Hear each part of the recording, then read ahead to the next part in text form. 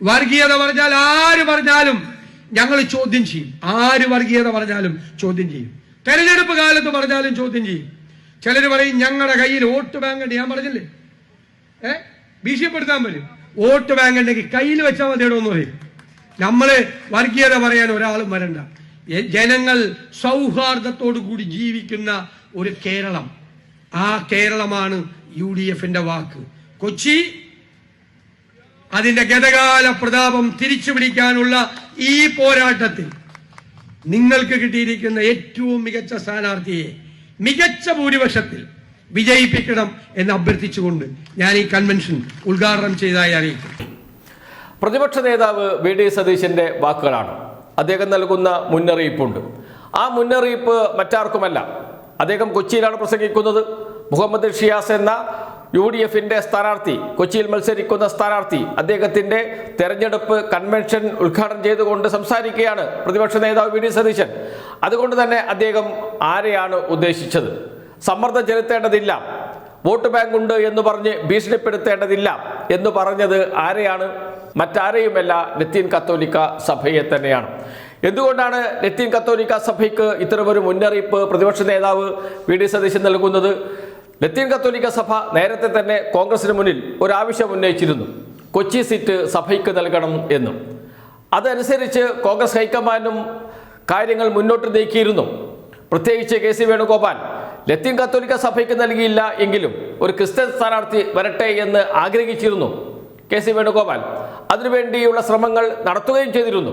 Deepthi Mary Varghese ആയിരുന്നു KC വേണുഗോപാലിൻ്റെ മനസ്സിലുണ്ടായിരുന്ന ആൾ. നേരത്തെ കൊച്ചി മേയറായി പരിഗണിച്ച ആളായിരുന്നു ദീപ്തി മേരി വർഗീസ്. പിന്നീട് ലത്തീൻ കത്തോലിക്ക സഭ സമ്മർദ്ദം ചെലുത്തുകയും കൊച്ചി മേയർ സ്ഥാനം സഭയിൽപ്പെട്ട ഒരാൾക്ക് നൽകണമെന്ന് ആവശ്യപ്പെടുകയും ചെയ്തതിനെ തുടർന്നാണ് ദീപ്തി മേരി വർഗീസ് പുറത്തായത്. അന്ന് ദീപ്തി മേരി വർഗീസിന് കോൺഗ്രസ് കൊടുത്ത ഒരു വാക്കുണ്ട്. ആ വാക്ക് കൊച്ചി അസംബ്ലി നിയോജക മണ്ഡലത്തിൽ സ്ഥാനാർത്ഥിയാക്കാം എന്നായിരുന്നു.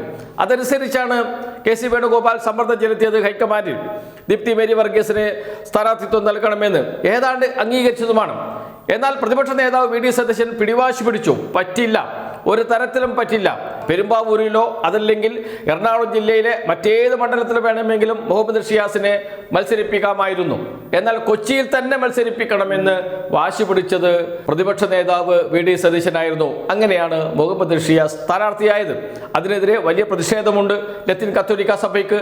ആ കാര്യങ്ങൾ മനസ്സിൽ വെച്ചുകൊണ്ടാണ് പ്രതിപക്ഷ നേതാവ് പറഞ്ഞത്, വോട്ട് ബാങ്ക് ഉണ്ട് എന്ന് പറഞ്ഞ് ഭീഷണിപ്പെടുത്താൻ വരേണ്ടതില്ല, അതൊക്കെ അങ്ങ് മനസ്സിൽ വെച്ചാൽ മതി. മതേതര കേരളമാണ് കൊച്ചി, മതേതര മനസ്സിൻ്റെ നാടാണ്. അതുകൊണ്ട് ഇവിടെ മുഹമ്മദ് ഷിയാസ് വിജയിക്കും, നിങ്ങളുടെ ഭീഷണിയൊന്നും പുറത്തെടുക്കേണ്ടതില്ല എന്ന് പറഞ്ഞ് ലത്തീൻ കത്തോലിക്ക സഭയ്ക്കെതിരെ രൂക്ഷ വിമർശനവുമായി രംഗത്ത് വന്നത്. എന്തായിരിക്കും ലത്തീൻ കത്തോലിക്ക സഭയുടെ ഇത് സംബന്ധിച്ചുള്ള പ്രതികരണം എന്നത് വരും ദിവസങ്ങളിൽ അറിയേണ്ടതുണ്ട്. എന്തായാലും ലത്തീൻ കത്തോലിക്ക സഭയ്ക്ക് ഒരു മുന്നറിയിപ്പ് നൽകിയിരിക്കുന്നു പ്രതിപക്ഷ നേതാവ് VD സതീശൻ. സമ്മർദ്ദവുമായി ഇങ്ങോട്ട് വരണ്ട, വോട്ട് ബാങ്ക് ഉണ്ട് എൻ്റെ കയ്യിൽ, അതുകൊണ്ട് ഇതാ ഞങ്ങൾ പറയുന്ന സ്ഥാനാർത്ഥിയെ നിർത്തണം എന്ന ആവശ്യവുമായി ഇങ്ങോട്ട് വരണ്ട, അതൊക്കെ അങ്ങ് കയ്യിൽ വെച്ചാൽ മതി എന്നാണ് പ്രതിപക്ഷ നേതാവ് ലത്തീൻ കത്തോലിക്ക സഭയോട് പറഞ്ഞിരിക്കുന്നത്.